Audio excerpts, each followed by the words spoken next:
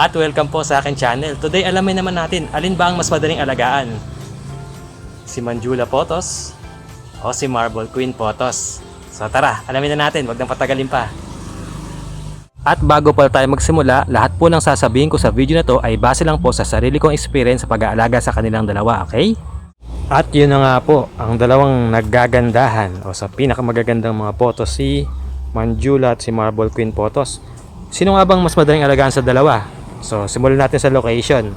So makikita nyo, magkasama lang sila sa isang location, sa ilalim ng puting ilaw, ay hindi, ng Adelpha, ayan. So tapos elevated yung pwesto nila, nakapatong sila doon sa mababang plant box. Kasi experience ko po kasi, mas gusto ng mga photos na elevated sila. So nakaka-receive sila ng direct sunlight po from morning hanggang tanghali. Pero pag tanghali na, medyo filtered sana po kasi nga po nasa shade sila nung Adelpha. Ayan, may direct sun siya. Magta-12 na ngayon, na medyo filtered din kasi nasa ilalim nga sila ng Adelpha. And sa observation ko po, mas gusto po kasi ng mga photos, lalo na yung mga variegated, na nasa mas maliwanag na pwesto. Mas maliwanag, mas maganda. Kasi po mas lumilitaw yung variegation ng mga variegated na photos kagaya ni Manjula at ni Marble Queen kapag po maliwanag ang pwesto kagaya niyan. Kitang-kita nyo naman, mas pumuputi po yung variegation nila, mas lumilitaw yung variegation, mas maraming variegation, tapos mas maputi po. Kasi pag nasa shade po yung mga gantong variegated na photos, medyo madilaw or makream yung variegation nila. Pero pag nasa maliwanag po kagaya niyan, makikita nyo, mas maputi po. Puti yung variegation nila, mas magandang tingnan. So yun nga, sa direct sunlight, wala naman ako nakikitang problema sa kanila. Kasi year round po, nandiyan sila sa pwesto na yan. Medyo nag-uusog-usog lang ng pwesto, depende sa panahon, pero hindi ko sila inaalis po sa lugar na yan, okay? Kaya nga nasabi ko kanina, mas gusto nila sa elevated. O lahat ng photos ko po elevated eh. Kagaya nung yan pa sila Jade Photos, nasa mataas din kasi napansin ko po, mas mabilis silang lumago, kumapal, humaba yung vine pag mas mataas ang pwesto. Parang nagiging ano yun eh, nabuboost sila or na-encourage sila na humaba. Sa watering naman, parehas lang din po ginagawa ko sa lahat ng mga photos ko. Gusto ng mga photos po, yung moist yung soil. Kesa yung water when dry, okay din yun, pero sa experience ko, mas maganda po syempre pag moist lagi yung soil para hindi sila malalanta. Diba? Masigla talaga sila kapag moist yung soil, kitang-kita nyo naman. So ayan nga, kitang-kita nyo naman, masigla yung photos natin kasi nga moist yung soil nya. So far, pareha sila ng response pag-aalaga ko, pareha sila maganda, kitang-kita nyo naman. Ang ganda nga ni Manjula, oh. Kaya matangkad siya kasi may stick eh, so mas malaki siyang tingnan. Yung growth naman nila o pagtubo, sa experience ko, napansin ko, yung mga Manjula po, mabagal humaba or kumapal. Hindi po kagaya ni Marble Queen. Ito mother plant po parehas yan. Ito mother plant ni Manjula ko, para ma-achieve po yung gantong kalash, taon po yung inabot. 1 or 2 years. Tsaka actually, syempre, pinopropagate ko rin yan, pinuputol-putol. So, syempre, kakapal din ulit. Pero matagal po talaga.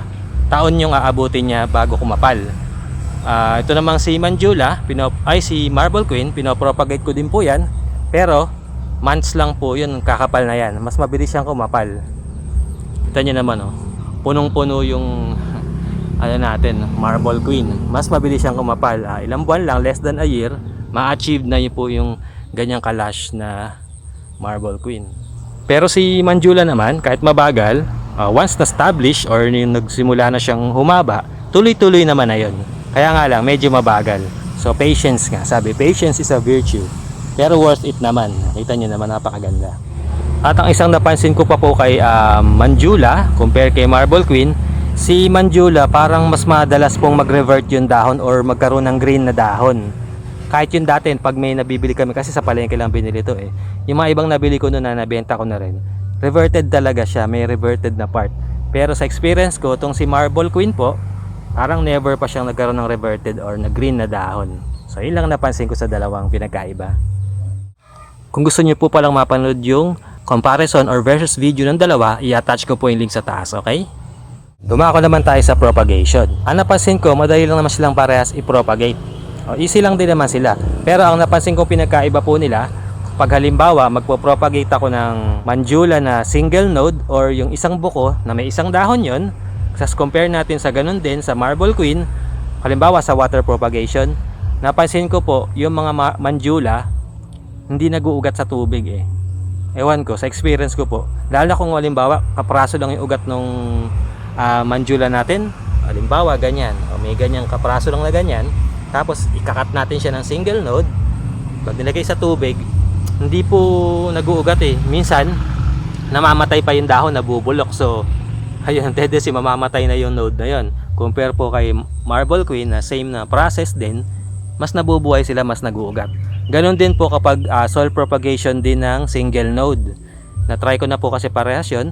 Si Manjula, mas marami yung namamatay sa kanya na single node pag nasa soil compare kay Marble. Siguro halimbawa, magtatanim ako ng 4 na single node na Manjula, parang 2 doon pwedeng mamatay eh. Compare kay Marble po, halos lahat nabubuhay. Siguro baka sa 4 baka isa lang yung mamatay, ganon. Parang mas madaling i-propagate na single node yung Marble Queen.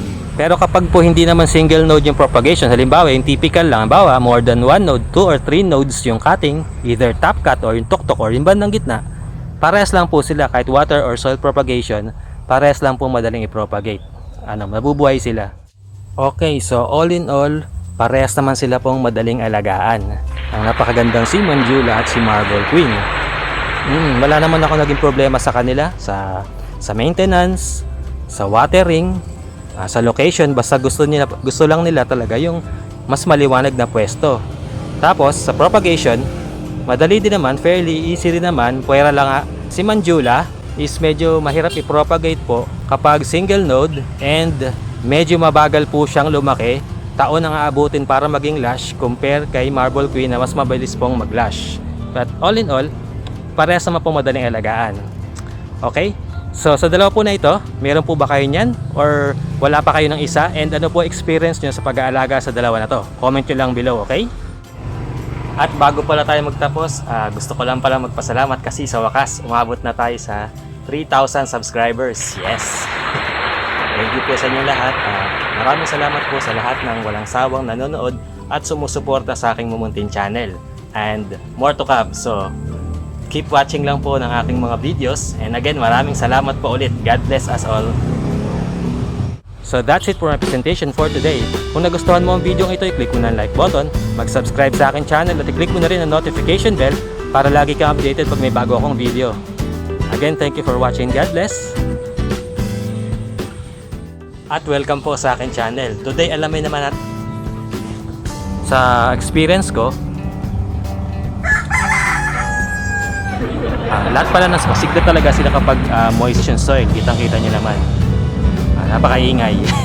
Sa sarili kong experience sa pag-aalaga ng napansin ko, parehas lang naman silang madaling i-propagation po eh. Pero pag